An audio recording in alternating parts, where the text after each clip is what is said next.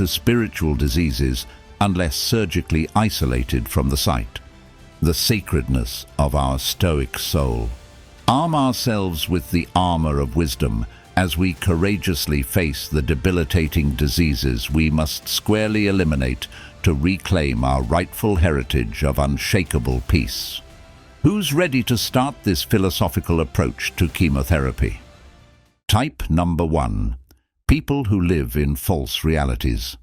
Who are the people living in false realities to whom we have to say no? They are people who create elaborate fantasies and illusions, denying the truth that lies before their eyes. They ignored the Stoic doctrine of living in harmony with nature, instead creating an alternative existence separate from rational reality. I will give you an example. Imagine a wealthy businessman who has built his fortune through deception and exploitation of others. When faced with the unethical means he used to accumulate his wealth, he dismissed these facts. "I am a self-made man," he declared, "a paragon of business virtue." His false reality paints him as an ideal worthy of admiration, deaf to the facades of greed. Do you see how this merchant became the victim of an absurd construction? He has woven a tapestry of alternative facts that soothe his conscience but denies the honest nature of his actions. This is the epitome of the false reality that we must reject as Stoics. And what are the consequences? The businessman avoids confronting his shortcomings, remaining forever ignorant of his ethical violations. He lives the rest of his days mired in delusion rather than pursuing the ultimati good, using reason properly to live a virtuous life. Also, consider a cautious Stoic response. With the guidance of our founding philosophers, we maintain an unwavering commitment to objective truth and clear reason. We look reality in the face and say, "I will not accept false things, even those that may bring me comfort or material benefit. I will live according to the ways of nature." My friends, now I ask you, in your own life, where have you witnessed people around you retreat into false realities? How have you observed them construct elaborate fabrications to shield themselves from the truth? Share your experiences with your neighbors. And then let's remind ourselves and each other of the imperative of Stoicism. We must firmly reject those who live outside the reason of nature. Only then can we hope to make progress toward an enlightened life. Because we Stoics understand that false realities are mental illnesses that hinder our growth. Like cancer, they corrode our judgment and blind us to vices masquerading as virtues. We starve these illusions by embracing difficulty, facing our flaws, and always pursuing reality rather than comforting fiction. So let this be our responsibility, to walk through the world with eyes unbridled by deception, expose those who are festering in lies and reject their poisons. For a life of reason and virtue admits of no half measures of compromise. We must resolutely resist any erosion of truth, no matter how tempting the path of delusion may be. Type number 2. People who only think about themselves. Picture a wealthy aristocrat lounging on plush couches, gorging on succulent figs and mead while his servants cower in corners. This man's every whim is met. His only goal is to achieve luxury and personal comfort. The plight of others is completely invisible to him, not even worth a passing thought in his secluded paradise. Such a figure represents the opposite of our Stoic ideals, which encourage us to live as part of a human community, promoting the common good over petty self-interest.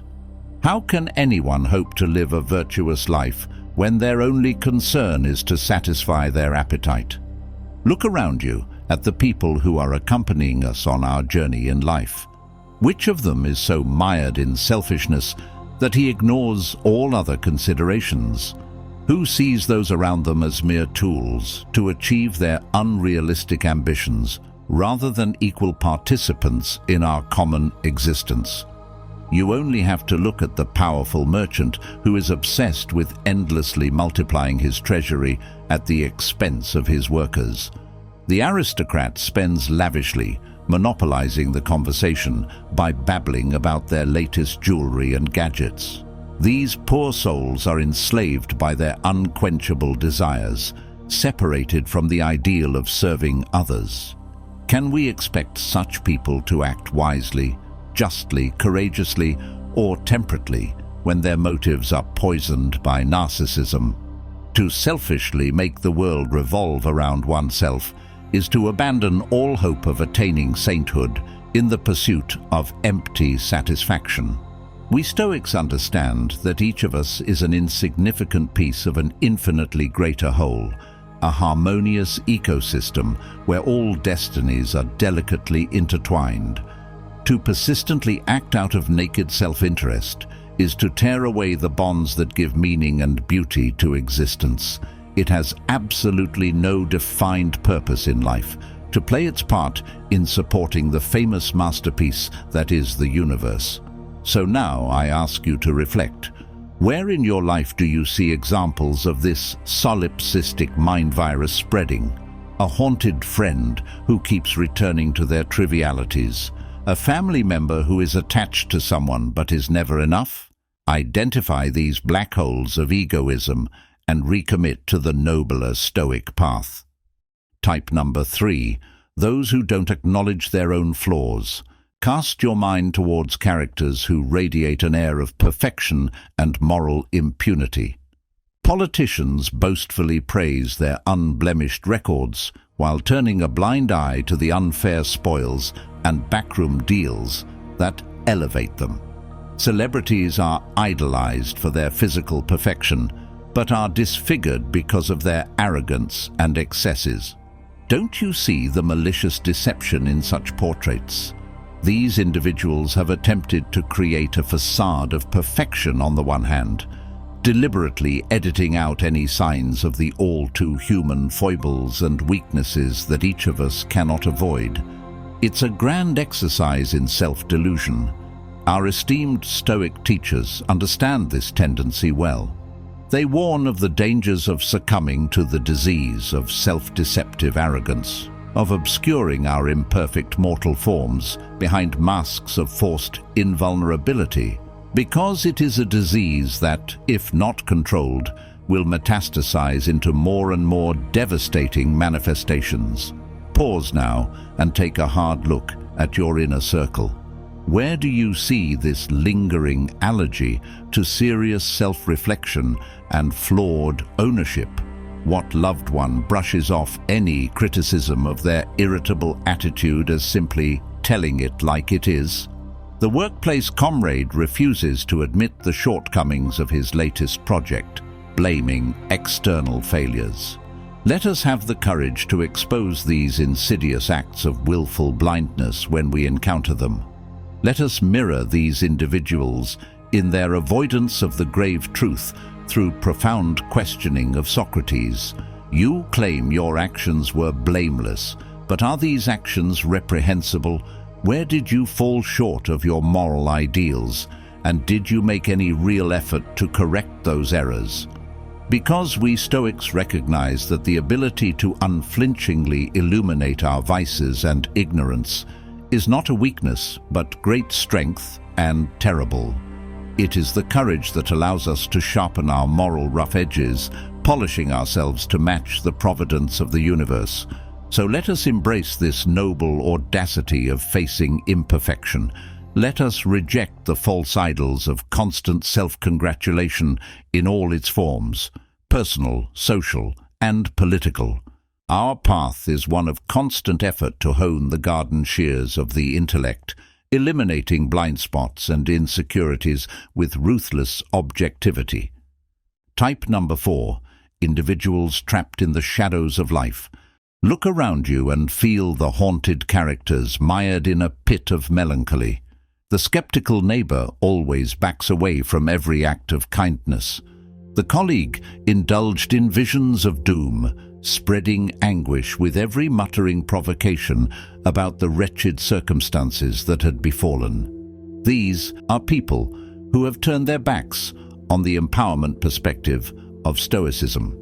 Instead of embodying the eternal daylight of logic and moderation, they flee from the restorative power of the light, instead finding refuge amid the comforting darkness of sadness. Let's explore one such prisoner through an example.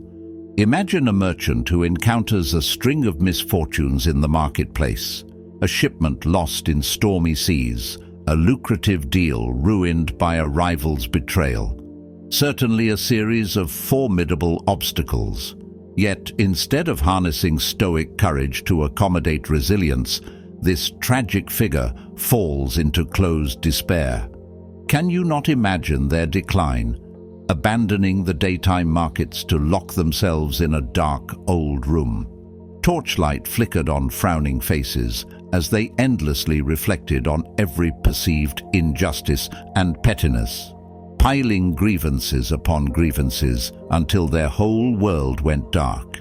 Covered in darkness, surrounded by this negative miasma, is it any wonder that such individuals inevitably cause great harm to themselves? They cut the remaining ties that still bound them to the joyful possibilities of life, the new breezes of truth, shut off the causes of gratitude, and redirect their energy toward corrosive despair. This short-sighted view is precisely what we Stoics must strive to extinguish from our minds and from those around us who remain hidden in the dark. Those who surrender to the impenetrable darkness of sadness abandon the leading instructions of our guiding philosophy. They become reckless with life's responsibilities, abandoning deliberate moral and rational behavior when reactive agony takes hold. Can virtue come from those who have abandoned moderate, objective judgment? Who closed the window of his soul, leaving reason hungry and deprived of light? So I implore you to take a hard look at your perceptions and interactions. Root out the threads of suffering that are sprouting within you. Recognize when you begin to succumb to despair's persistent whispers of embracing the darkness is so much easier. Shine your rational courage directly against such impulses and dare to resist with unyielding objectivity. If we persevere in spreading widely the dawning teachings of Stoicism, then even those most entrenched in fields haunted by suffering can once again see the dawn of salvation, redemption of truth, arousing their passion to escape their self-imposed catacombs. Type number 5, the opportunist. Look in your circle and you'll likely notice such characters lurking, always calculating the angles, ready to swoop in and manipulate any situation for selfish gain. The colleague is trying to gain too much credit, unmoved by moral accusations. Family members blatantly lied to get a large inheritance. In satisfying their hunger for status, wealth, or power, these exploiters represent the antithesis of our celebrated philosophies. Let us explore this personification of blight through allegory. Picture a prosperous merchant, plying noble trade routes for the greater good of economic unity and cultural exchange. Lurking on his ship, however, is like a shadowy stowaway riding an insatiable opportunist, an unbridled spirit of ambition, cloaking itself in the pretense of business while only aiming to, the purpose is to deceive the system in the direction of solipsistic conquest. Can you imagine the plans of this insidious force, right? Whispering poisonous tales into the merchant's ear about more, always more, until his legitimate occupation turns into a greedy quest for total market domination at any moral cost. All regulations are flouted, competitors cut corners, and fixers accept illegal bribes to ensure supremacy. Any unethical path is easy to slide down if it serves the prime directive of parasitic enrichment. And what will happen after the destruction of this demon of opportunity? Communities are exploited instead of uplifted, equilibrium is disrupted, and the legacy inherits the very principles of egalitarian mercantilism. Trust and mutually beneficial cooperation turned to ashes as the fire of opportunism consumed all redemptive morality in its path. According to Stoicism, you will certainly be offended by such obsequious descriptions of such mean, self-serving behavior. Our doctrines uphold the supreme importance of observing impartial reason and natural law, and honorably contributing to the overall flourishing of humanity and of the universe itself. Opportunists and their ilk are cancers on this just, sacred, integrated system. So always be alert to the escalating tendencies of impulses toward immorality and voracious self-aggrandizement, both within your breast and among those you coexist alongside.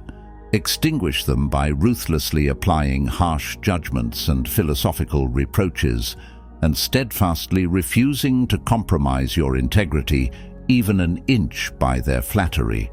Let those imprisoned in the barren, desolate citadels of exploitation experience only our principled contempt, while we bask in the light of right action, justice, and integrity. Unite morality with divine reason. They have turned the road into their withering prison through the very act of abandoning their intellect to pursue fame. We will pity their slavery, even as we deprive them of any trade. Type number 6. People who expect the world to favor them. Perhaps you have seen such characters in your own life experience, the hot-tempered child who throws a tantrum when the world does not arrange itself in a way that fully respects his whims and demands. They, pampered aristocrats, constantly complain that their luxuries and comforts do not proliferate at a more lavish rate than ever before. Or social peers feel bitter that success and adulation don't flow more in their direction. These flawed individuals represent the antithesis of our Hellenistic teachings, that we must submit to selfish delusions of grandeur to rationally accept what happens in the world, the grand design of the universe. Instead of displaying a lack of precision and composure, they erect grandiose edifices of self-obsession and privileged exception. Let me clarify with an example of a patent. Witness a prosperous landowner who used to waste material resources excessively due to ancestral privileges. Yet, when economic misfortune eventually inevitably strikes, depriving them of their unwanted advantages, observe how completely this figure crumbles when faced with the furnace blisters of misfortune. Can you imagine their pathetic struggle, scoring certain points with accusations of supposed injustice? They dare to endure what the masses have to endure by default, incoherently criticizing the implacable, unconquerable forces that dare revoke their supposedly divine exceptionalism. Their entire world of hypothetical, immaculate enrichment turns to rubble under the weight of pouty indignation that comfort and indulgence are no longer theirs. And what does this petty display of vanity and fragility reveal beyond its unsightliness? A mind and soul so twisted by a widespread assumption that fate will endlessly submit to obsequious service that any ordinary encounter with adversity causes only bitter despair rather than moderate moderation. My esteemed Stoic friends, it is this childish failure to accept equanimity and lack of control over random occurrences that we must crush within ourselves. Mourn. To growl and rage against the universe's refusal of our favors is to tarnish all our philosophical endeavors, our practice of equanimity, moral conduct, and brilliant self-control. Our lives are withering at once amid the acrid smoke of angry entitlement. So, identify and ruthlessly eliminate every trace of this toxic way of thinking from the depths of your inner being. trample the young shoots of tolerant expectations before they can develop into truly rage-prone personalities. And when you see others going through undeserved bouts of violence, stomping on the vicissitudes of life, rain down harsh Stoic reprimands on them. Type number 7. Individuals resistant to learning and change. Look for evidence of such suffering individuals, for they move among us, mired in the limiting darkness of fear. Artisans are too arrogantly confident in their outdated methods to advance with innovative techniques. Scholars cling so possessively to established dogmas that any new knowledge is immediately considered heretical, or the familiar insecure figure who is desperately barricading himself behind defensive walls against any suggestion that change might catalyze widespread self-improvement. Can you not feel the inertial resistance weighing down on their bound spirits? Wasted potential is extinguished by the sheer terror of having to abandon what feels safe and comfortable in the known. Even then, that mode of operation is no longer coherent with the innovative fluidity of life. Stagnation is their prison, locking vibrant growth behind weakening barriers. Let us illustrate this debilitating condition with a metaphor. Imagine a farmer who is lucky enough to have fertile land and a choice of seeds to cultivate a bountiful harvest.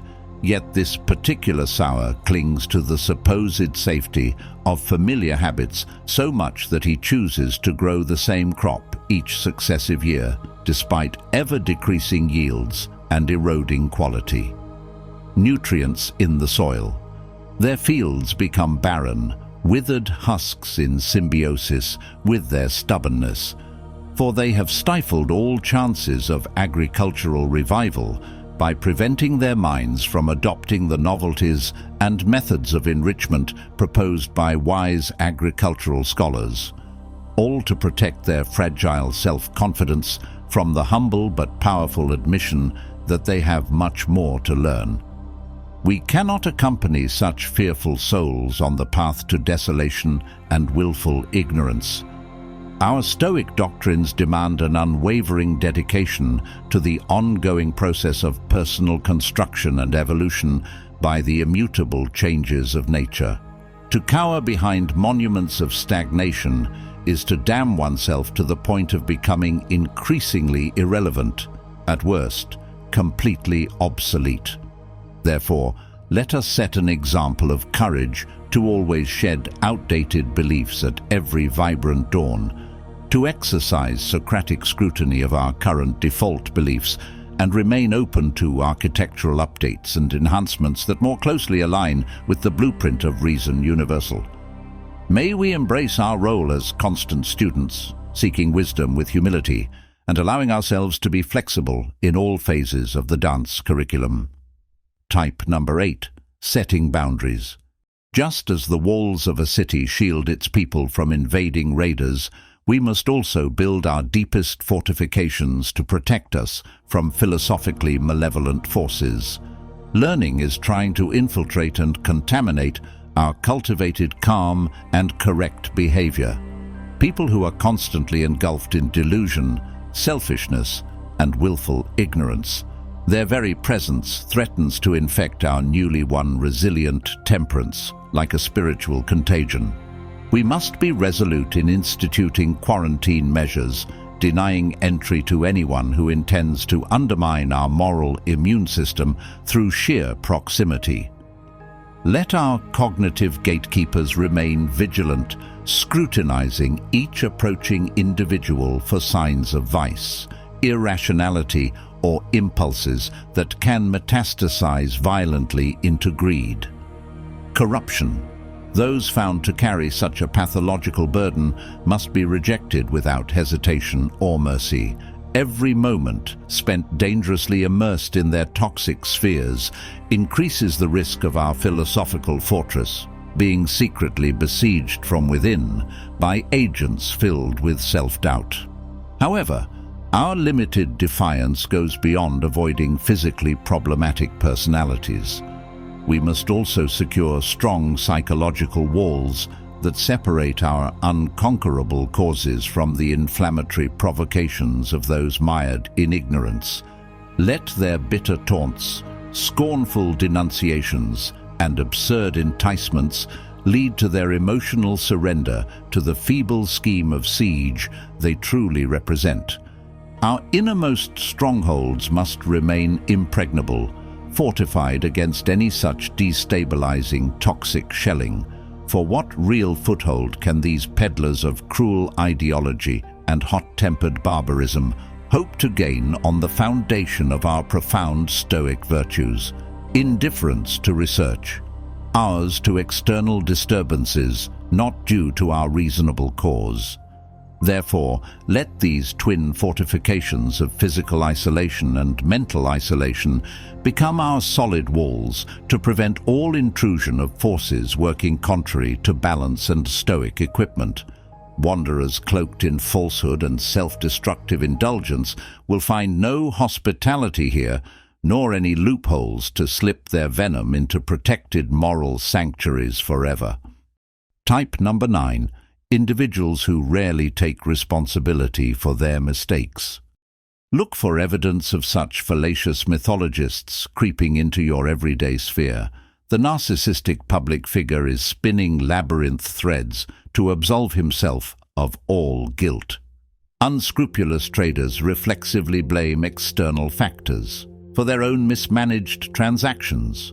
Or a family member has no remorse and always humbly blames his or her harmful actions for false and logical reasons. Are you not aware of the disastrous consequences radiating from their choice to cling to these flimsy facades of perfection? Instead of exploiting flaws as vital sparks for self-improvement, these scammers erect ever more bizarre scaffoldings of denial and concealment to resist the encroachment of falsehoods, can hurt their fragile sense of integrity. Let us unravel this madness through a parable. Imagine a sculptor crafting their masterpiece from the finest marble quarried. However, with each errant chisel stroke, this artist strays from the ideal form they claim to preserve. The original appearance became more and more distorted and tarnished until it became a mockery of their noble aspirations. Most tragic of all is that this misguided sculptor steadfastly rejected all criticism and correction from those who sought to save their work from sinking infamy. They lash out, re-accuse, and bitterly make excuses about why each compounding error somehow conforms to their increasingly deranged artistic vision. We cannot allow such spectacular deceptions in our Stoic temple of rational accountability. Our covenant with virtue requires a steadfast commitment to engage in rigorous self-examination, to illuminate uncompromisingly our inevitable human flaws, and to practice atonement wherever we stray from the fiery compass of philosophy. So let us strive to cultivate this transcendent honesty through daily Spartan exercises. Schedule regular activities to check our actions, motives, and underlying reasons for alignment with immutable virtues. Ruthlessly identify negligence, lapses in integrity, or self-indulgence facilitated by plausible deniability, and then take action to make amends for those wrongs in an unambiguous way. We have exposed the hidden threats to our philosophical sanctuaries and strengthened the fortifications of virtue. But for now, let this rational cleansing be but a spark that catalyzes the eternal hell within your soul. Let's fan that flame by sharing these sacred truths widely so that all can be enlightened. Please like and comment to continue our dialectical journey towards ever deeper understanding. Only through the repeated dissemination of Stoic wisdom can we hope to exorcise the pervasive miasma of illusion that still chokes our world. Grab your power as a torchbearer. I will eagerly await your thoughts and insights as we lift each other to transcendent clarity. Who will move forward unyielding beside me?